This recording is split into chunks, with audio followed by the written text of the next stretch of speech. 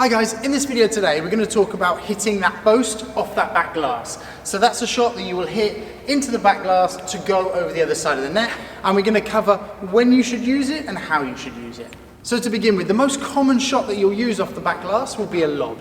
Now that's something that either you're at net yourselves and you've been passed, or you've been lobbed and you're running back and you don't have time to get behind the ball and hit a normal shot. The ball's going to bounce, and either you can hit it before the back glass or after it comes off the back glass, and you're either going to hit a backhand or a forehand aggressively at the top end of the glass with a lot of power that's going to go up, and it's ideally going to lob your opponents and if possible go over their heads. Now a common problem for this is either players aim too low, in which case the ball hits the glass and it comes almost as a high volley for your opponents that they can either be aggressive on or put away, or they hit the top end of the glass but they hit it too softly, and that means that it's just going to be an easier shot for your opponents.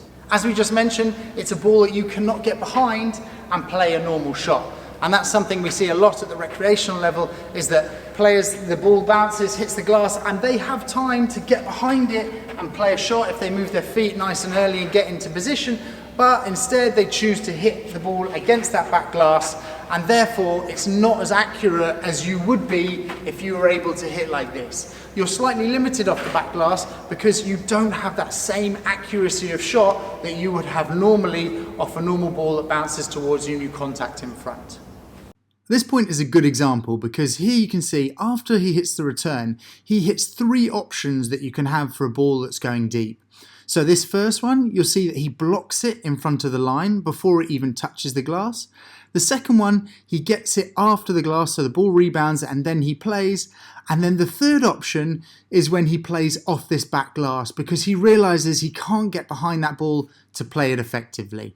As we mentioned before, you usually play a lob off that back glass, often because you can't get behind it, and therefore you're slightly more desperate in the point. And we see another one here where he can't get behind that ball, he's forced into the corner using the lob to try and get back in the point.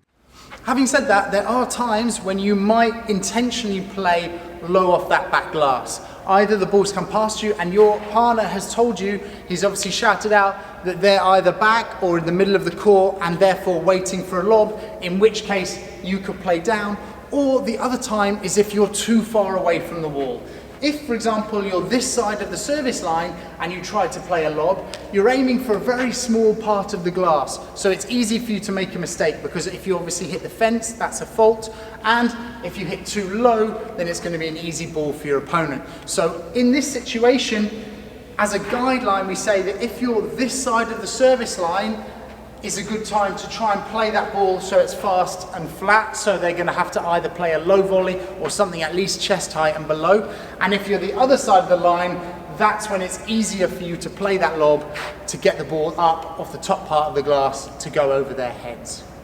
As we mentioned, this is a shot that you usually see when the player's a little bit more desperate, and for that reason we don't usually see it in the first few shots in the rally, because the rally has to develop, the player has to come forward and then to be out of position, because usually it's played when the ball goes past you and, like we said before, you can't get behind it. So often it's on a softer shot that goes past the net player so that they have to sprint back in order to be in position to hit that ball off that back glass. And we'll see this now. So on this next one, the player hits almost a fake smash that goes down the middle, and then the player has to run back and hit off that back glass as a way of defending. Then the point plays out again, and we'll see more opportunities for that shot when the players move out of different positions and they're all over the court. You can see here again that it'll happen when that ball goes past off the fence, the player runs back to defend against that back glass. But at a good level, unless you hit a very good lob, you're going to remain under pressure in the point. A good way to practice this is just to take a few balls. You don't need to take a whole basket. You just need to get that feeling of how hard you need to hit and where on the wall you need to hit in order to hit a good lob. So you want to get yourself in a normal forehand position. It's easier to hit this shot with the forehand than the backhand. So if you're starting out, I would try with the forehand.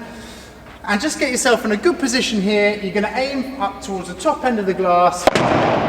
And you're just going to practice trying to get that ball nice and high, as if it would go over your opponent's head. Once you've got a feel for the power, you'll also see that that ball is spinning, so it's coming this way, which is good because it means it's not going to bounce off that back glass, so that you just need to get that power right and the right portion on the wall to hit, and then you'll be good to go with your lob off the back glass.